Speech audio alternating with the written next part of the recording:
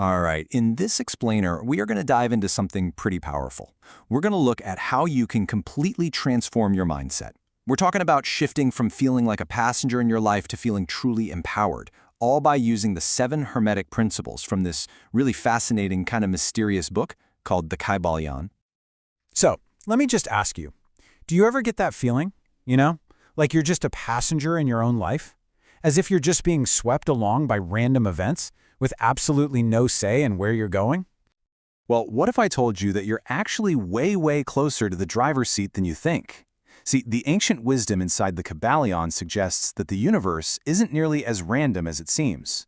In fact, it gives you a framework, a blueprint really, for taking the wheel. So, here's the game plan. First, we're going to uncover a secret to your reality. Then, we'll dive into why the universe is mental. After that, we'll look at mastering your inner state and then becoming a conscious creator. And finally, we'll wrap it all up by building your very own Hermetic toolkit. All right, let's jump in. Section 1, A Secret to Your Reality. We are about to unlock an ancient blueprint. So, where does this stuff even come from? Well, its roots are legendary, supposedly tracing all the way back to ancient Egypt and a figure named Hermes Trismegistus. But these principles really entered the modern world in 1908, when they were published in the Kybalion by this anonymous group called the Three Initiates. Now today, it's pretty widely accepted that the real author was a guy named William Walker Atkinson, who was a big pioneer in the New Thought movement. He basically took this ancient, esoteric philosophy and made it accessible for us. Okay, Section 2. The universe is mental. This is where we start to really understand the terrain of our reality, using the first 3 principles. And we're starting with the big one. And here it is, the principle of mentalism. The all is mind, the universe is mental. Seriously, this is the master key to everything else. It suggests that everything, you, me, the stars, everything we experience, exists within one giant universal consciousness, which the book calls the all. So if the entire universe is mental, what does that imply about your mind? Well, here's the practical application. I want you to think of your mind like a movie projector. Your dominant thoughts, your deepest beliefs, what you focus on, that's the film reel. And it gets projected outward, creating the movie that you experience as your life. This means your thoughts aren't just these passive little things floating around in your head. Oh no, they are active, creative forces. Next up, we've got the Principle of Correspondence. You've probably heard the famous saying, as above, so below. As below, so above. What this really means is that there's a perfect harmony, a direct reflection between your inner world of thoughts and feelings and your outer world of circumstances and experiences. A great way to visualize this is to think of the universe as a giant fractal, where the same beautiful patterns repeat on every single scale. You see the massive spiral of a galaxy way out in the cosmos, and you see that exact same pattern reflected in the tiny spiral of a seashell here on Earth, and even in the double helix of your own DNA. So here's the crucial point. If you want to change your outer world, you have to start by changing your inner world. They are mirrors of each other. And that brings us to the third foundational principle, vibration. Nothing rests, everything moves, everything vibrates. Modern science totally confirms this on an atomic level, right? But the Kybalion takes it a step further, saying that our thoughts and emotions also have their own specific frequencies. Thoughts of love and joy vibrate at a really high, fast frequency, while thoughts of fear or anger have a much lower, heavier one. You are literally a vibrational being, and the coolest part is, you can consciously choose to raise your frequency.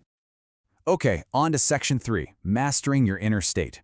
So now that we kind of understand the terrain of reality, let's learn how to actually navigate it with the next 2 principles. This one is a real game changer. It's the principle of polarity. We tend to think of things like fear and courage as complete opposites, right? But this principle says, nope, they're actually just 2 ends of the very same pole. The same way hot and cold aren't 2 different things, they're just different degrees on a thermometer. And since they exist on the same scale, you can consciously slide yourself from one end to the other. And that flows perfectly into our next one, the principle of rhythm. Life is like a pendulum, constantly swinging back and forth between those poles we just talked about. You're going to have highs, you're going to have lows, that's just the natural cycle of things.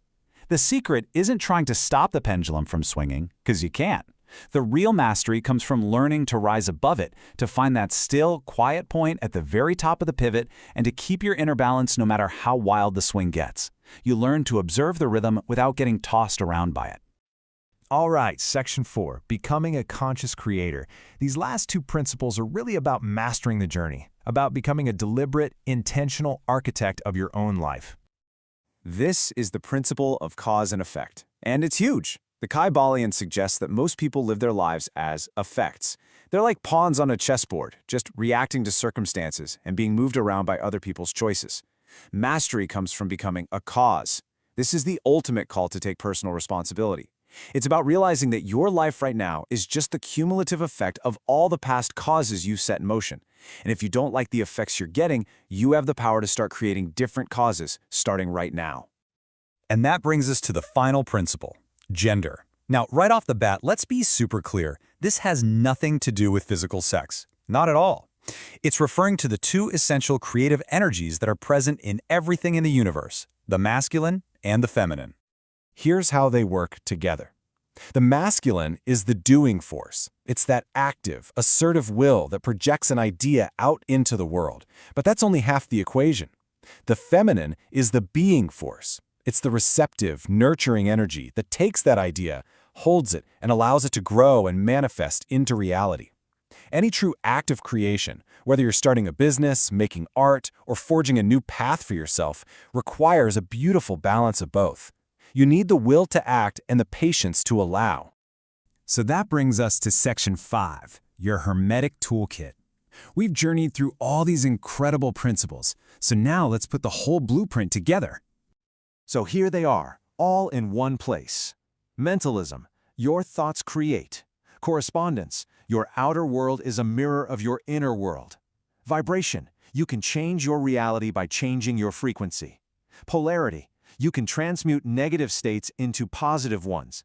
Rhythm, find your center in life's cycles. Cause and effect, become a cause, not just an effect.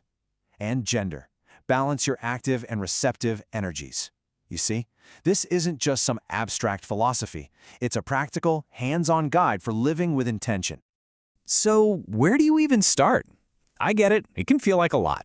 But the answer is simple. Just pick one. Seriously, for the next week, just focus on applying one of these principles to your life. Watch what happens. Pay attention to how it starts to shift your perception of things.